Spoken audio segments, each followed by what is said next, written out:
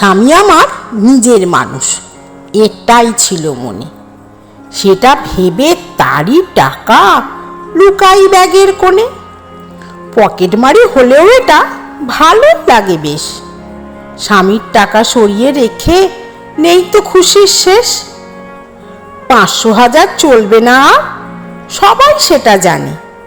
স্বামীর হাতে তারই টাকা না দিতে চায় মনে। আজকের এই ডামাডোলে করি কি এখন?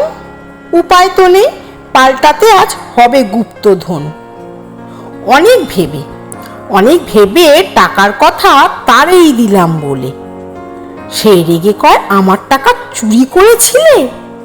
এটা আবার কেমন কথা বলছো চুরি করি? বিপদকালে এই টাকাটাই তোমায় তুলে ধরি। অসময় তখন তুমি জিজ্ঞাসা না করো, এই টাকাটা কোথা থেকে আমায় তুলে ধরো।